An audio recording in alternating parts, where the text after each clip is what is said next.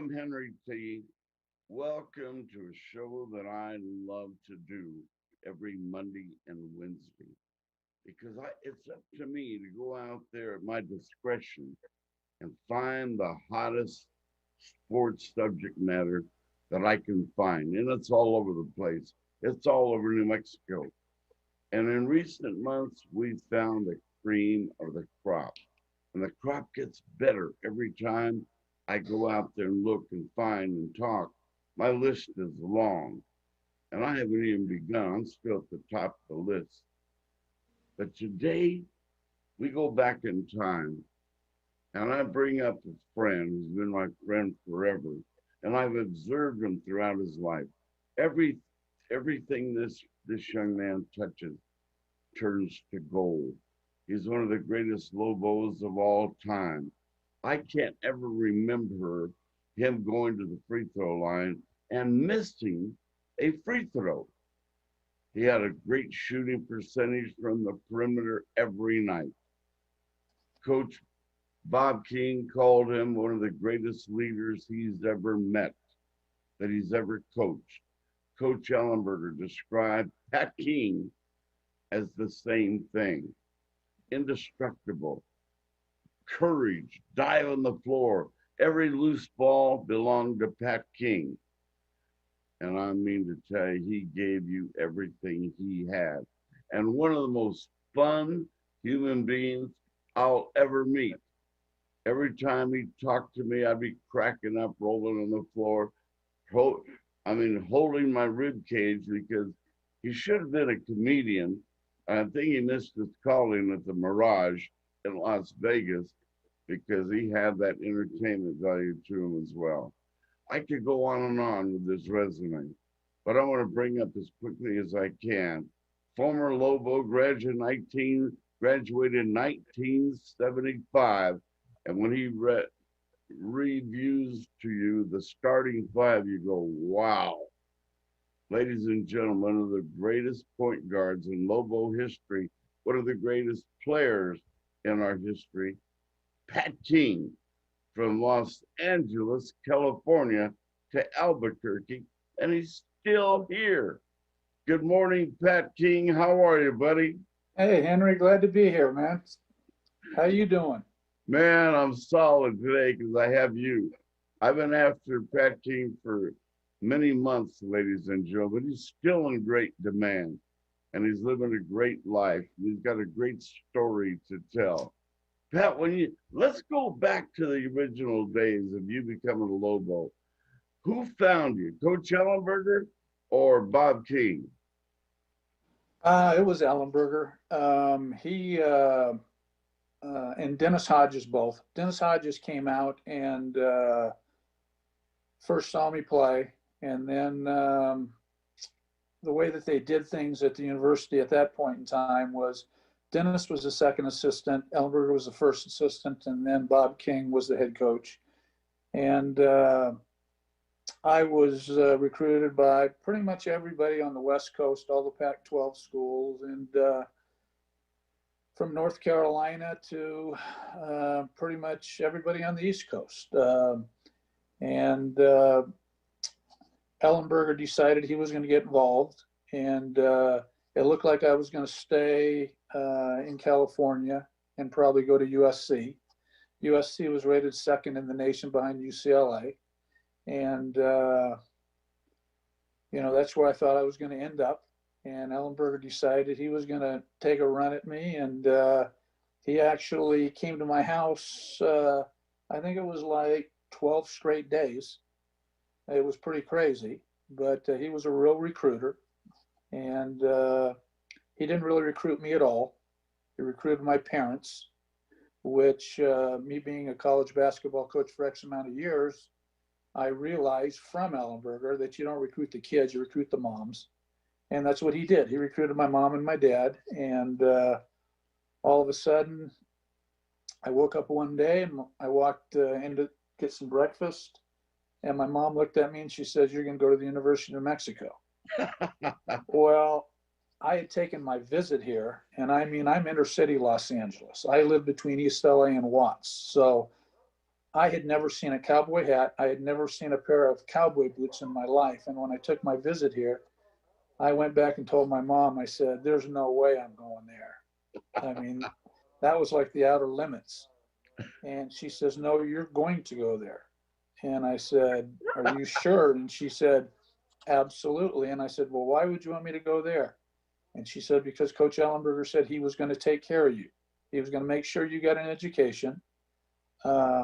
He said that you were definitely going to have an opportunity to play. And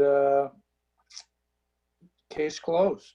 I signed with the University of New Mexico, and that's how I ended up here. Wow. And you're still here. Yeah, this is a great place. I mean, Albuquerque's been really solid for me. I left. I was an assistant at UNM with Ellenberger and Wisnet for 4 years. And then I left and became the head assistant at Northern Arizona University. And ended up coming back to Albuquerque and got my real estate license and started a real estate company, which I owned for about 30 years and retired probably about 10 years ago. And Albuquerque's been really, really good to me. It's a great place to live. The people are great here.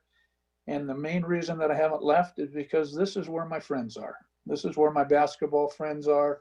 The guys that I played with at UNM are still here. And I love Albuquerque. Albuquerque's a great place. Wow. What a story. And I know you through and through, but one of the subject matter I want to get to immediately is you've done everything so well. But one thing I have to really stroke and compliment you on is the father that you have been to Kate and Matt. And you look at them today, they're a reflection of you. Yeah, absolutely. I mean, I'm a firm believer that parenting is probably the most important thing that you do in life. My kids are by far paramount in my life. They're not just my children, but they're my friends. And we get along great together. I talk to them 2 or 3 times a week. One lives in Chicago, one lives in Phoenix, and they're a reflection of me. When you look at how they conduct themselves, if you look at how they work, what their habits are, it's like a mini me. And it makes me feel good to see that they're both extremely successful. They both got great families. Really, the only bad thing is that I have 4 granddaughters and no grandsons. But it is what it is, and I would have liked to have had a grandson, but it doesn't look like that's going to be part of the deal. And I'm just blessed to have 2 really good kids. Yeah.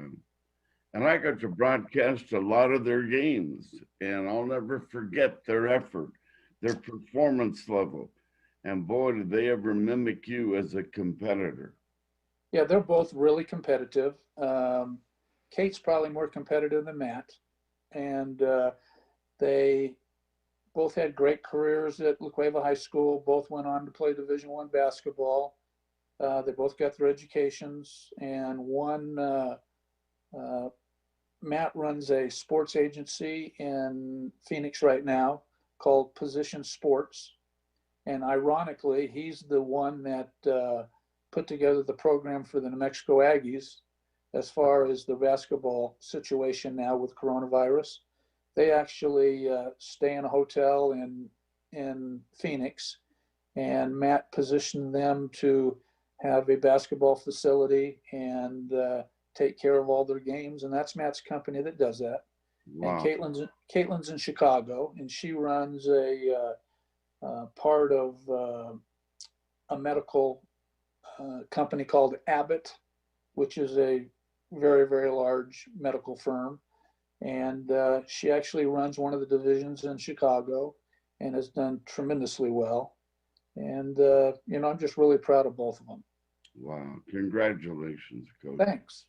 As I go back and think about the high school player that you were in California, and you're one of the elite players in the country, Coach Ellenberger and Coach King impressed you to come to New Mexico.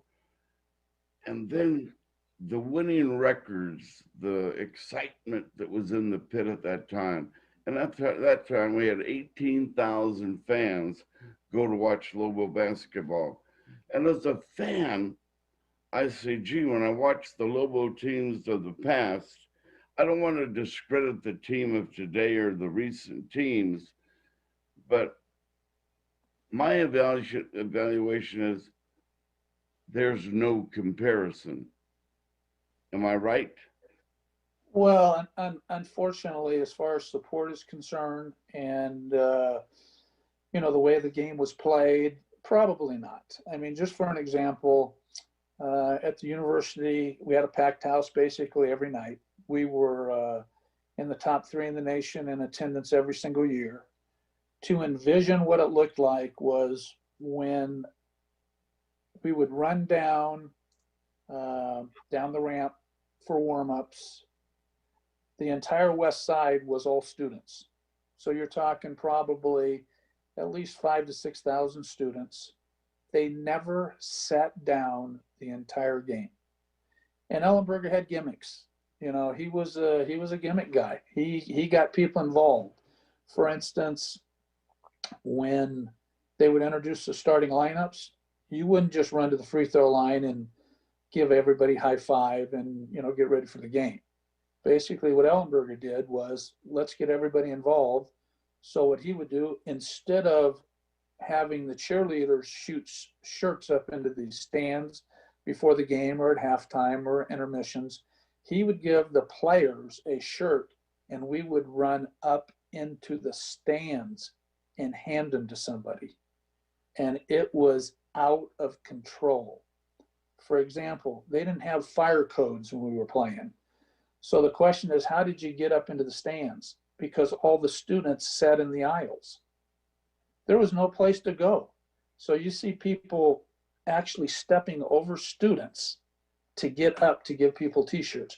Well, of course, if nobody's even sat down during warm-ups, you can imagine what it was like. It was like a feeding frenzy. It was crazy. As far as support was concerned, we were in the top 10 basically every year that I played at UNM. And when we would come home from road games, it would take us probably an hour to 2 hours to get out of the airport. There would be between 2,000 and 5,000 people at the airport to greet us when we would come home from games. I mean, I don't think the university has ever seen anything like that. And it was like that the entire time that Ellenberger was here. And it was fun. I mean, from bumper stickers to replays on TV. In other words, in today's times, you couldn't even envision this. We would play a game, and after the game, they would televise the game after the game on TV on Channel 13. So people would go to the games and then go home and watch it again on TV. Just envision that in today's times. It just doesn't happen. Wow. Yeah, it was pretty cool.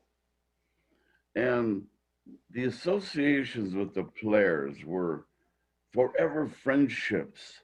You were a bunch of foreign people to one another at first, then you bonded and blended, and everybody was a friend. And to this day, just last week, you went fishing with Rich Pekorski, a teammate. Friendships forever.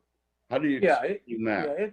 It's just a different situation as far as the way you're brought up within the team. Everybody that Ellenberger recruited were not good players. They were really, really good players. But Ellenberger's philosophy was not everybody could play. Everybody understood that, and it was survival of the fittest. So Ellenberger basically played 8 players, and that's it. Well, you got 12 guys on your team. So unfortunately, 4 of the guys never got to play. But everybody knew who was playing and who wasn't playing. Even if you had to wait your time, guys were competitive enough. They were willing to wait until they were a junior or a senior to play if need be. So there was a lot of bonding going on with guys that were really good players that never got the opportunity until maybe their junior or senior year. And because of that, I think that we all became really, really close. For instance, unfortunately, we've had, some of my buddies that I did play basketball with at UNM that have passed away. Bill Hagens, for an example, from New York City. Bill went to Western Arizona Junior College, and him and I were roommates on the road. And actually did his eulogy at his funeral. And, we do stuff like that. Chester Fuller's a really good friend of mine. Pokorski, Toppert. We're just all really, really close because we didn't just play basketball together. We went to battle together. And basketball, when, let's say in the 70s, which of course is a very, very long time ago, it was really, really important to the players and to the community and to the coaches. And it was our number one priority. So we did everything we could to make sure that we were successful, we did things right, and that's why people didn't leave. All my buddies stayed here. They didn't get their degrees and leave. They stayed in Albuquerque because Albuquerque was really good to them. Everybody bettered themselves, not just basketball wise, but academically, as far as employment was concerned in Albuquerque. So everybody stayed, which is really cool. Let's get down to it. The competition, the WAC back then. I mean, BYU and Utah and Arizona State. It was solid. Every night was a big game. How good were the Lobos back then?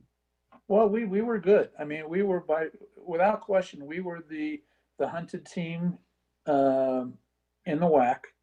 As far as Utah, BYU, Arizona State, we were better than them. We were more like the UNLV of the West before UNLV was of the West. We were one of the highest scoring teams in the nation.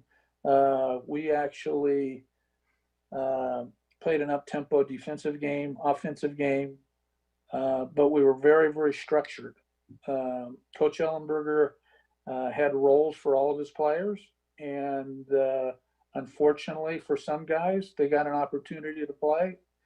They got an opportunity to shoot, but the objective was to be successful.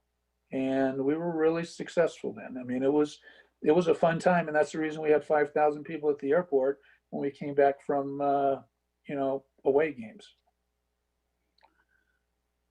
The look of the pit today, if you took a photo of today's come down the ramp shot today and go see us the same shot when you were a senior in 1975, a whole different photograph. Yeah, it's changed, and it has not changed for the best. But I understand why they did it. Everything's about money, and unfortunately, it backfired on them. They thought that they would reduce seating and put the balconies in and the skyboxes in, and they would get corporate fees in, and it backfired on them. I understand why they did it, but it was a bad decision. I mean, the university in general, athletically, has made some really, really poor decisions in the last 20 years. And, it looks different because when I ran down, there wasn't an empty seat. So when you run down and there's 17 or 18,000 people there and everybody is basically out of their minds, and now you come to the games and, you're yawning. And I've got season tickets on the second row right behind the southern basket. And it's just not the same. And I wish it was, but unfortunately it's not. Yeah. You've done so many things in our community. First of all, you were an academic whiz on the campus when you were a student. You later, after graduation, you became an assistant to Coach Ellenberger. And then later on, you were a referee locally and a very good referee. And I remember working games with you when I was a referee, and it was tough. You kept up with the players so well. I was quick as an alley cat but I couldn't run like Pat King. You call the play from in front of the fast break. People really respected your ability to call a game. How close did you come to becoming a WAC referee? Well, I did the state tournaments. I did the finals 2 years in a row. And I actually got a call from a guy named Bobby Dibler, which is the head of the Officials Association. And I went to a camp. It was a invitation only camp. And it was in Vegas. And there was, I think, 24 referees there. And it's basically a camp to show other commissioners that you might have the capabilities to do college games. And I had a very, very successful camp. I actually did the final game, and I was the head referee. So I thought that I was an absolute guaranteed lock to get into the WAC. And out of the 24 referees, now this will show you how crazy athletics are. Out of the 24 officials, I was the only one that did not get a schedule. And I was in absolute shock because I did the finals, and if you do a good job or not. And I actually called Bobby Dibler because I know Bobby and I've known him very good because he actually refereed when I played. And I called Bobby and I said, Bobby, there must be some type of mix up. I didn't get a schedule. And there were some guys in Albuquerque that actually got schedules. And I said, what's going on? And he says, well, there's been a little problem. And I said, what's the problem? And he said, the head official from the Pac-10 at that point in time was my counselor. Well, him and I had a little problem when I was doing my refereeing because I questioned some of the things that he was talking about because they didn't make sense. For instance, the difference between a 1-2-1-1 full court press and a 2-2-1 full court press, the premises are completely different. So you have to officiate them different. So he said, this is how you do it, which was completely wrong. And I questioned him about it. Well, he went to Bobby Dibler and said that he thought that I needed another year to be evaluated, which was ridiculous. And Bobby Dibler told me over the phone, you will get a full schedule next year. Don't worry about a thing. Just do your high school stuff and you'll be into the WAC next year. And for instance, some of the officials that were there was two of them actually did Final Four games in the last 2 to 3 years. I forget Vern's last name, but he's done like 4 or 5 Final Fours. He was one of the officials that I officiated with in the finals of the camp. And I kind of reevaluated myself that summer. And I said to myself, what is more important to me, officiating or having the opportunity to coach my kids? And I came to the conclusion that it was more important for me to coach my kids' AYBL teams and the boys club teams than for me to be a college official. I had been to the summit. I had done the college stuff. I had coached, I had played. And I just felt that my children were more important to me than college coaching. And I never called another basketball game the rest of my life. I quit that summer and it was over with. And it's the best decision I ever made. Wow. Yeah. In California, you were a big scorer. You were a player and a half, with all those schools recruiting you. But you came here, and Coach Ellenberger, maybe Coach King as well, they made you be in the system. You had to play a role. You went from a big score to, and still a lot of points, 13, 14 points a game, but you had the ability to score 20s. But they said, Pat, you're going to do this and do this only. Was that hard for you to accept? Well, you got one of two choices with Coach Ellenberger. You either do what he says or you don't do what he says. If you do what he says and you get an opportunity, you don't sit on the bench. If you don't do what he says, I don't care how good you are, you sit on the bench. And you don't get off the bench, because what he would do is he'd recruit enough good players where if you didn't get it done, he'd find somebody else that would get it done. And I'll give you a good example. This was his philosophy. Bernard Harden, which is one of the best players to ever play at the University of New Mexico. He was the WAC Player of the Year 2 years in a row. His very first day at UNM, as far as practice was concerned, Bernard said he could not play. He couldn't practice because his feet were too sore. So Ellenberger said, okay, your feet are too sore, you don't play. We went down, we played.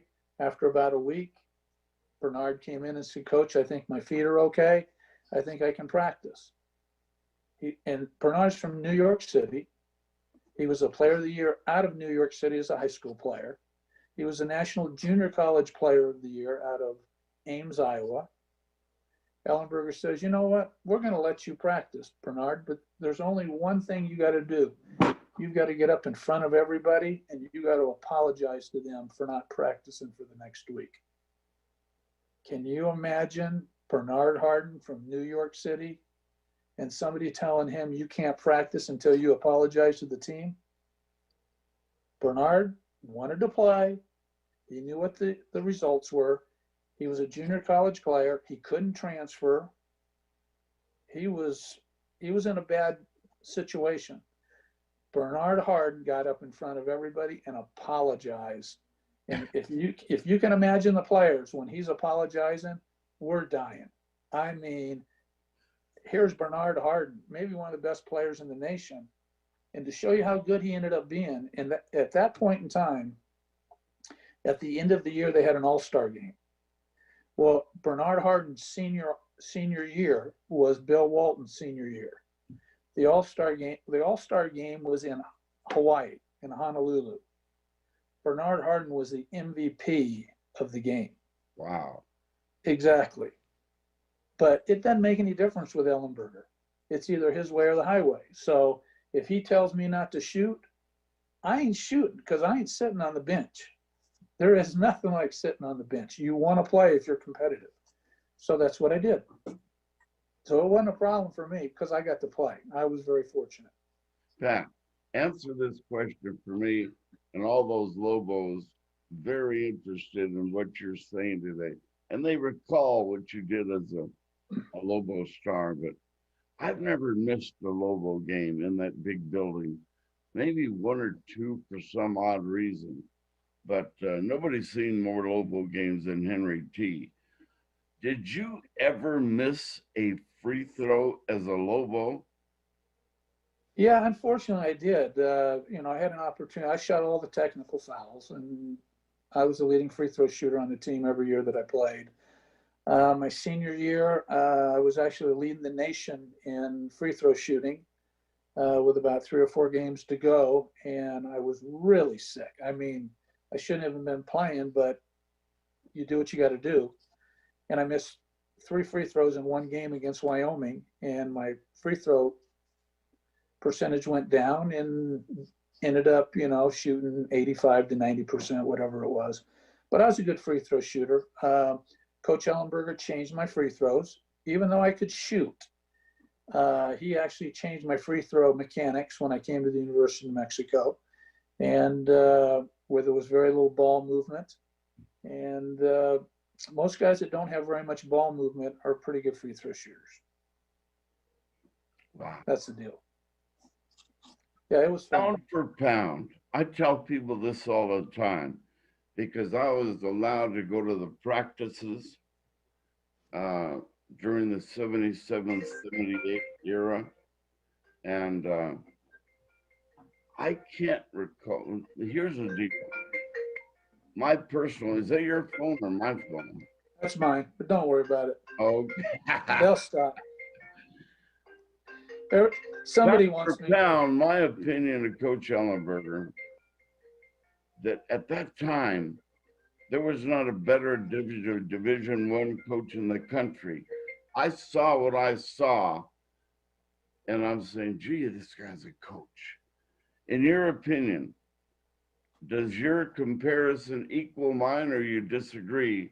I thought he was the best coach in the country. He's at New Mexico, maybe discredited a little bit, but if would have been at North Carolina in the Dean Dome, if he would have been at Duke, if he would have been at Syracuse or wherever, my opinion, he's a rock star there as well. How good a coach was Coach Ellenberger? Yeah, he was a great coach. I mean, the one thing about Norm is it wouldn't have made any difference if he was at the high school level, the college level, the pro level. He was going to win wherever he went. And the number one reason was because he could really recruit.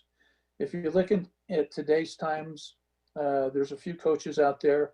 It wouldn't make any difference if they quit their job today and came to the University of New Mexico. Within 2 years, the University of New Mexico would be within the top 10 in the nation. Calipari, for an example. It doesn't make any difference where John Calipari is.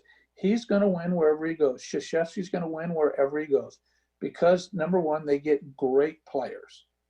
And once they get great players, then they have a philosophy. And they're both defensive orientated coaches. And, you look at Calipari and, they're scoring X amount of points. But most of the points they get are off their defense. If you look at Tarkanian when he was at Vegas, the same thing. And what a lot of people don't realize about UNLV when Tarkanian was there was Tarkanian was at Long Beach State prior to going to UNLV.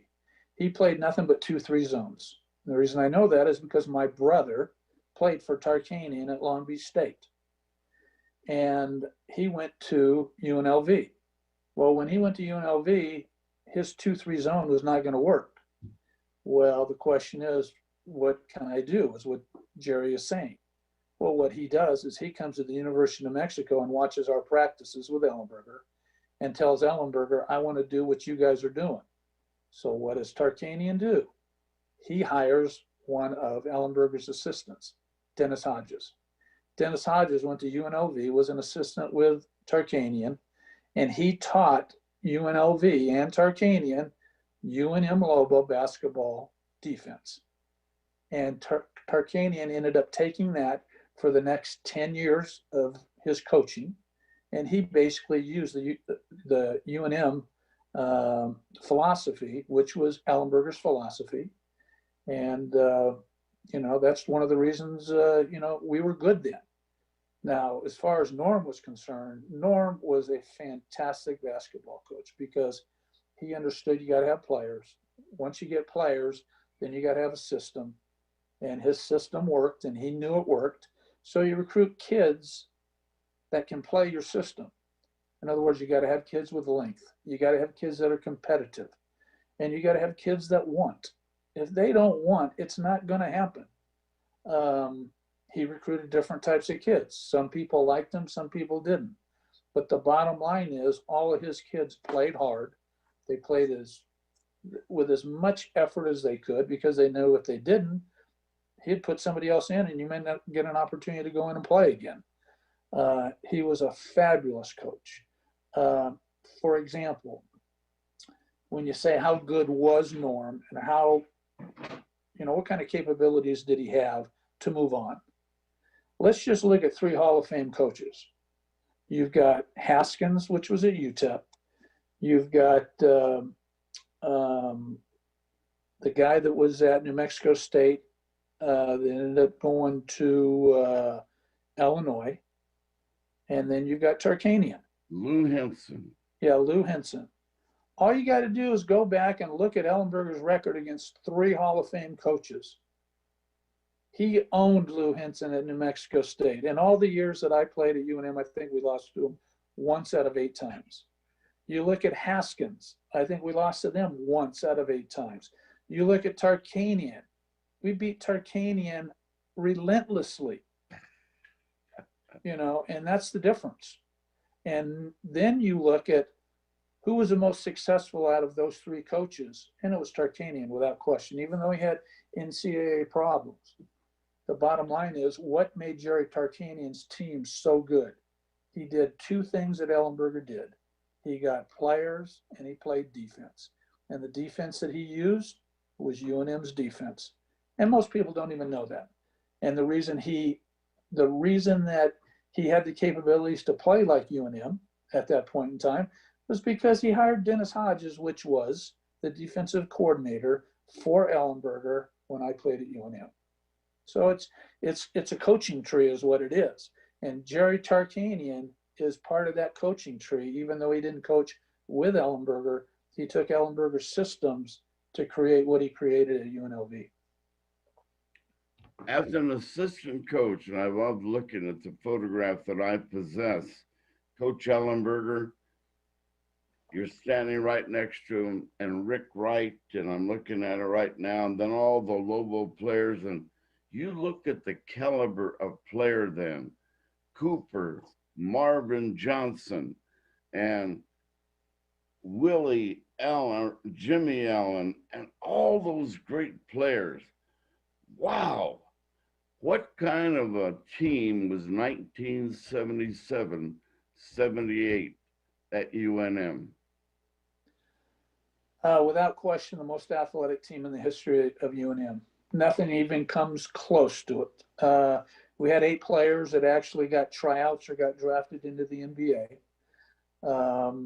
We had 2 6'11s down low, and they could all run. They could press.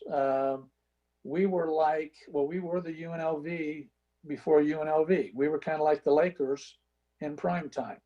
I mean, we would have 8 or 10 dunks a game. It was really, really fun. We had a great team. Unfortunately, it didn't work out the way that we wanted it in the NCAA tournament. But it was, we had really, really good players. For an example, we had 2 point guards, Russell Saunders and Mark Felix, that most people never heard of. Only people that understand their worth were people that were around at that point in time. Russell Saunders, without question, is the best point guard that has ever played at UNM. Wow. I coached him. I played point guard. Russell Saunders was fabulous. When you would come to our practices, Russell Saunders dominated the practices. But with Ellenberger's philosophy, as I know as good as anybody, because I played point guard, you facilitate, you make everybody else better. And if you do that, everything will work out great and you'll have an opportunity to play. And, Mark Felix was the backup point guard, and Mark Felix was a great college player.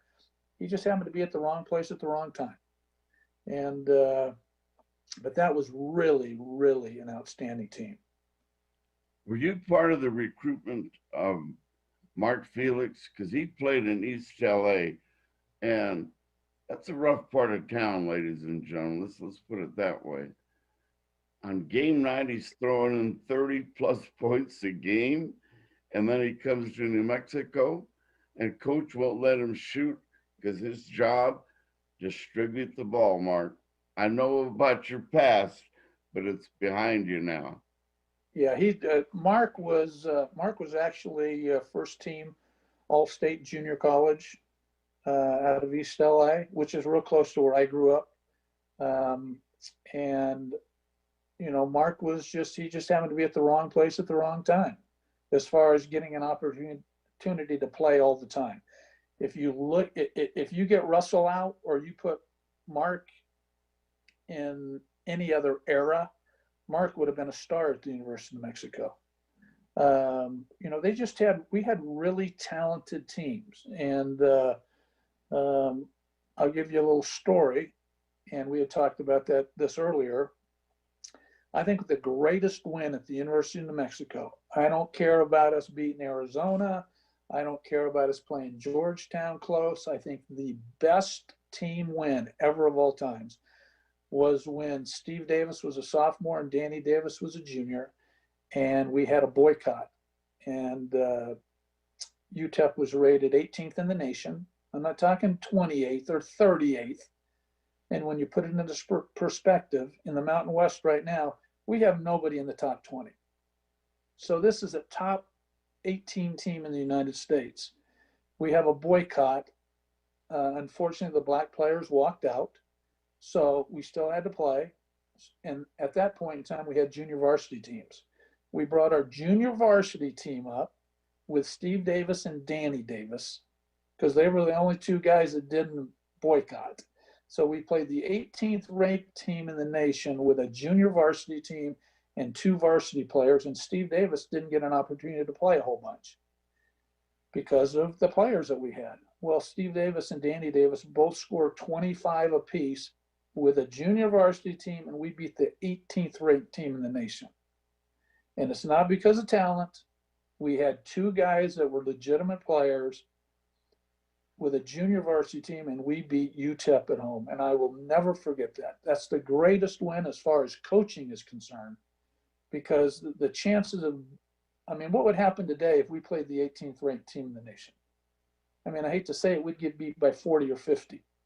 We'll take out 80% of our team and play them, and then see what would happen. It'd be 50 or 60. We beat the 18th ranked team in the nation. So, you know, that's Ellenberger right there. You're going to fight until the end. You're going to try to get it done, and it's not because you didn't give effort. If you give effort, we got a shot, and that was a great example. And I remember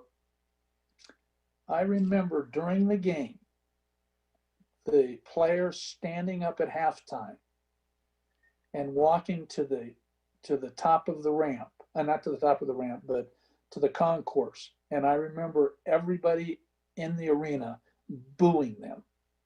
And let me tell you what, at the end of that game, when we beat them with the players that we had, I've never seen anything like it in my life.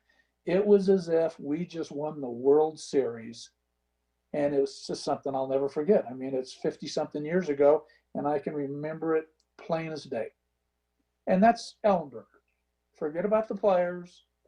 Just think about how hard they played, what they got done, and that's a reflection of your coach. It's like parenting.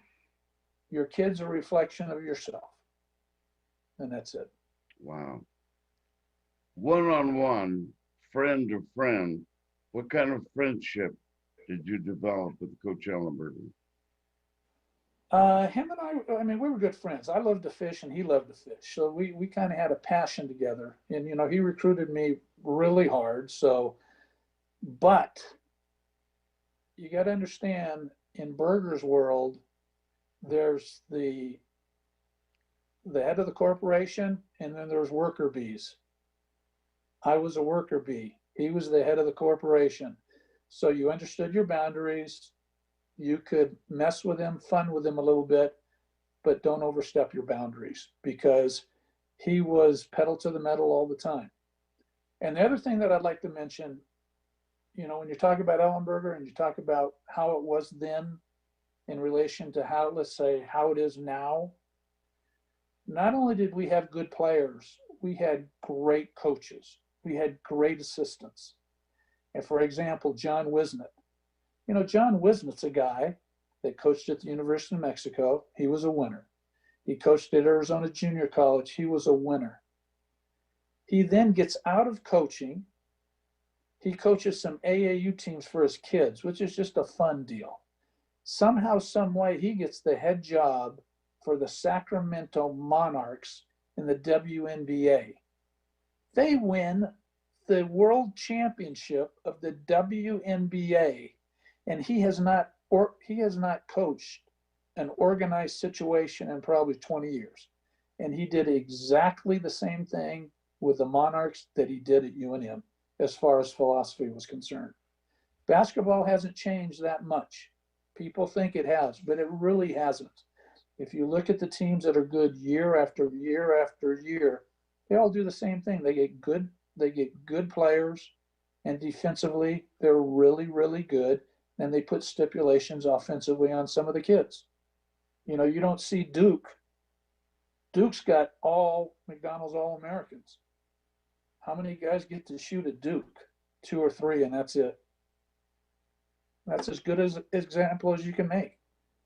The coach has got to make the decisions. And Ellenberger, he was a warlord. It was his way or the highway. And if you like him, great. If you don't like him, he puts somebody else in. A March afternoon, game television around the country, Cal State Fullerton, the opposition, in the first round of the NCAA tournament. We're favored big, we lose close. What's your memory? Nightmare.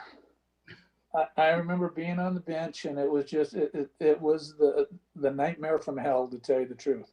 But what people don't understand is Cal State Fullerton was really, really good. Cal State Fullerton, the the Sweet 16 was at the University of New Mexico. So if we beat them, we get to play at home. Well, they beat us and they come here. Who do they beat the first round at New Mexico? They beat San Francisco with Bill Cartwright and that crew.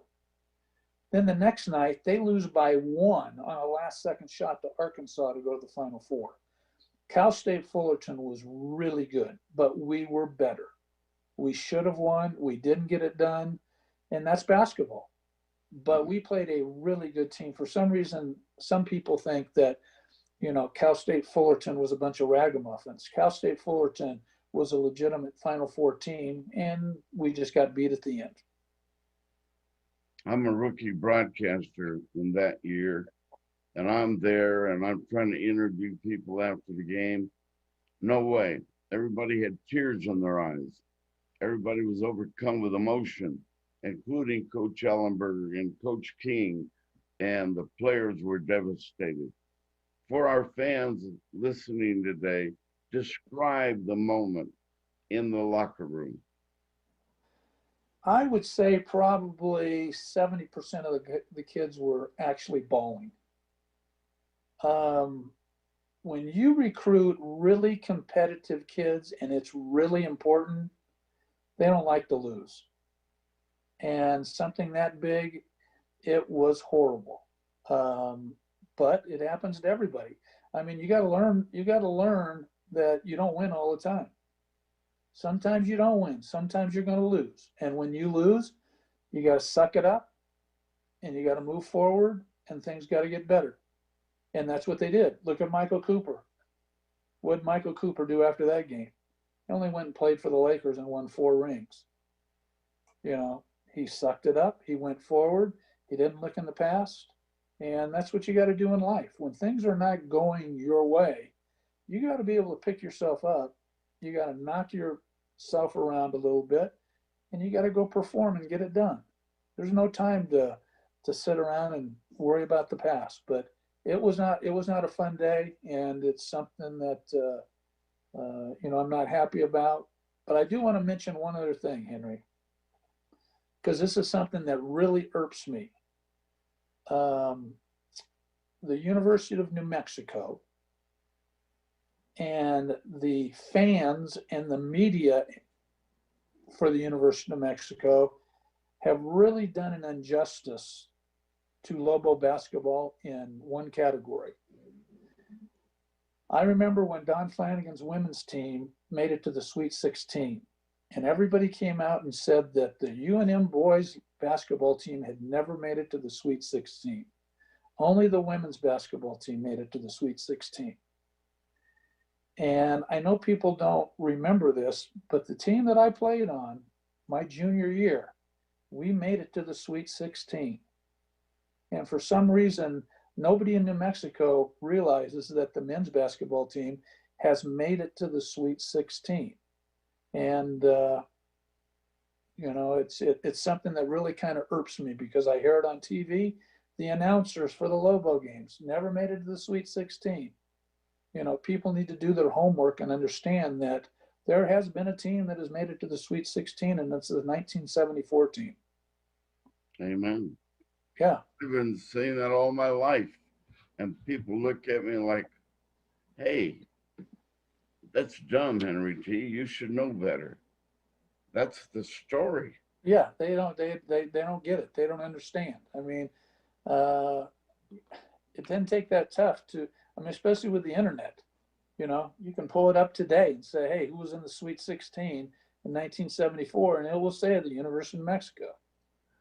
You speak about battles and challenges and everything. Ladies and gentlemen, let me have your undivided attention. Coach King, Pat King, your friend, He's had a lot of challenges athletically, academically, straight A's, whatever he's done, he's overcome with hard work, always at the top, becoming a champion, all phases of life. And then he has some health challenges, working at it, battling through it.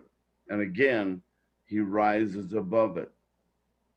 Is it too private to talk about your battles, your health battles, and how you overcome that?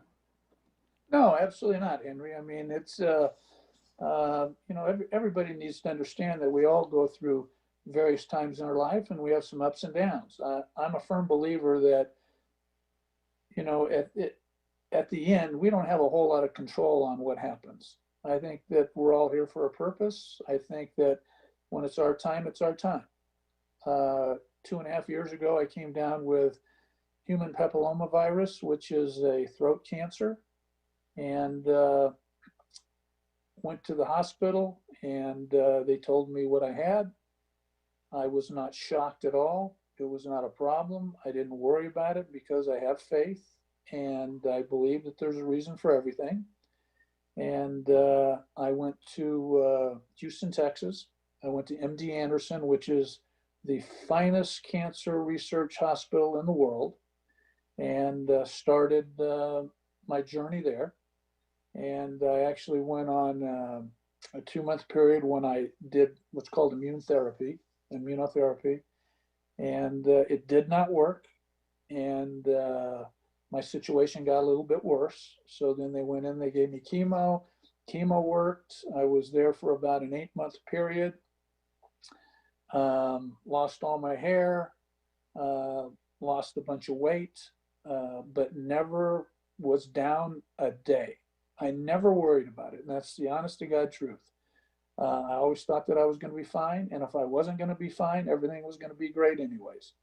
And, that's just the way that I am. I mean, I believe that if you have a problem in life, sometimes there's just nothing you can do about it.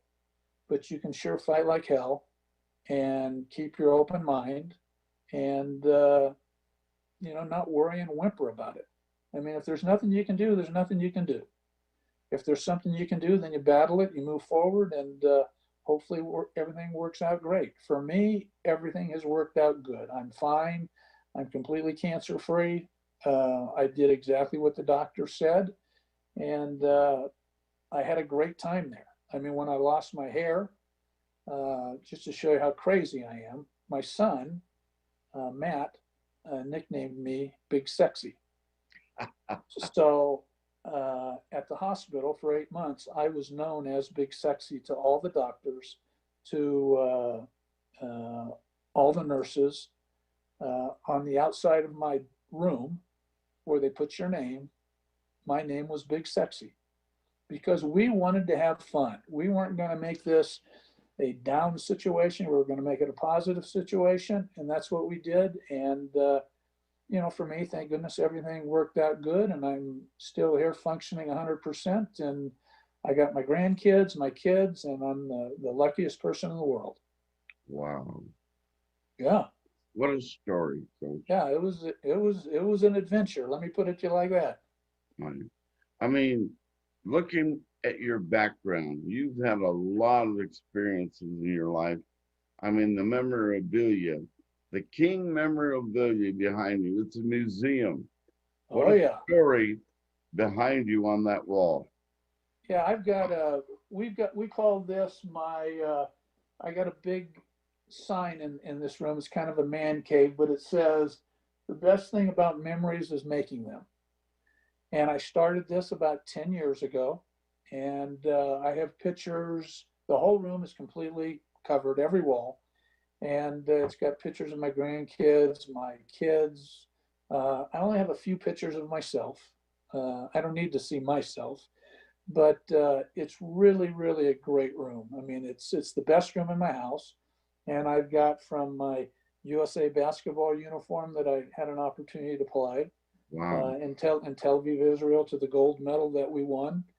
And I was actually the captain of the team, so I got to get on the podium when they played the national anthem and they put the gold medal on my neck. And, from that to diplomas. I have all my kids' diplomas on the walls, and I have my parents' pictures on the walls, my brother's pictures on the walls. It's really a fun room. I would recommend that to everybody out there. If you want to really do something that's really fun that you'll cherish for the rest of your life, do a room like this, because I don't look at the pictures all the time, but I'll be sitting and watching TV or doing computer work or business work, and I just kind of gaze around and I just start laughing, because it's all about making the memories. And if the memories don't make you smile, nothing will make you smile. Coach, I've had the opportunity of meeting your wife in the pit, today on the screen. Man, you hit a home run. Yeah, I've always been an overachiever. Wow. Yeah. Julie's a great gal. She means well. She's actually outside riding horses right now. We have horses at our house, and she rides dressage horses. I do all the cleanup work, so you can imagine what that entails. But yeah, Julie's a great gal. She has to put up with me because I'm not the easiest person in the world to live with, and I know that, because I'm just demanding. I've always been demanding, and but yeah, Julie's the light of my life, and every day she wakes up, and I would recommend this for everybody because I do not fit into this scenario. Every day that I have ever known her, when she wakes up in the morning, she is smiling and she is happy. And let me tell you what, if you don't think that is enlightening to me, because I'm not like that. There's some days I wake up and I'm like, holy guacamole, I got to deal with this today. She's not like that. So yeah, I hit a home run with Julie. Wow.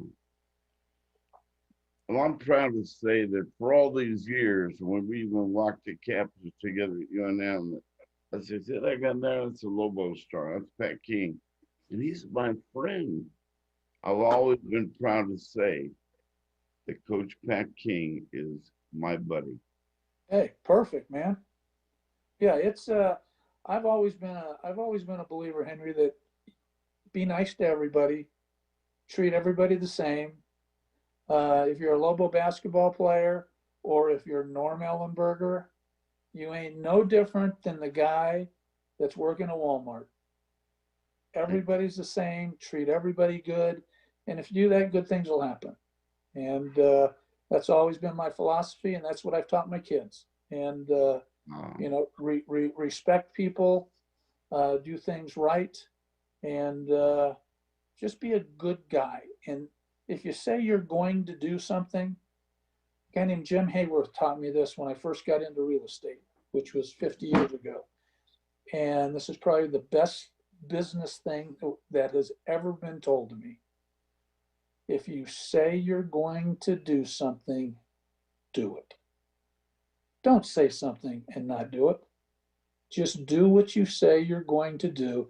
And if you do that, usually things are going to turn out okay. Wow. Thank you, Coach. Hey, Hey, no problem, man. One last thing, Coach. Sure. I went out and bought me a brand new ball.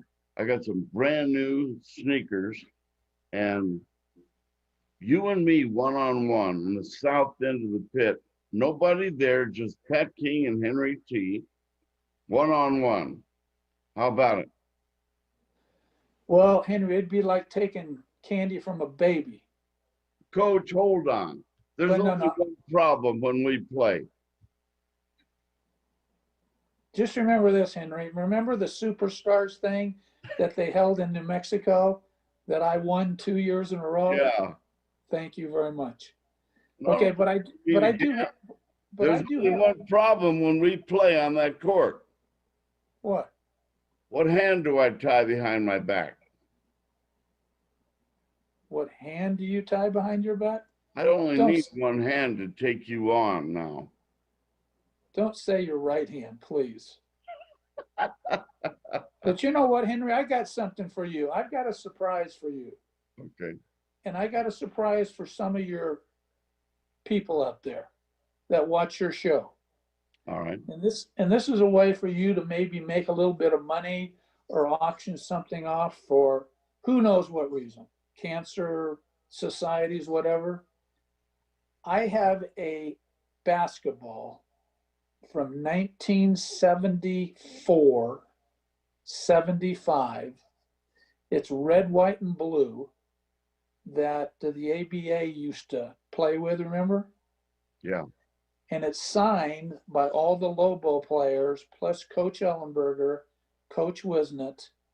And I'm going to give that to you so you can either auction it off to some of your people that watch your show, or you can donate it to some type of fund to, hopefully enhance their situation. Because I will guarantee you there's not 10 of these in the world. Wow. Generosity. You Thank just got to get a hold of me, Henry, and it's yours.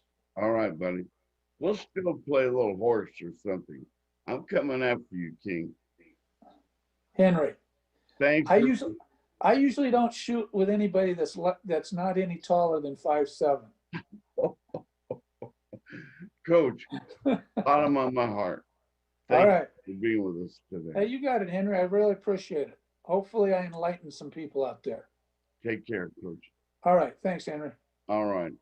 See Ladies you. and gentlemen, Pat King, one of the legends, one of the Lobo legends. I am thoroughly impressed and thoroughly enjoyed having Coach King on today. I hope you did as well. Have a great day. We'll see you soon. Thank you to Jimmy Tran, and thank you to our staff at ProView and GovTV and Comcast 26. Have a great day. Enjoyed it. We'll be back again on Tuesday. Take care. Thank you.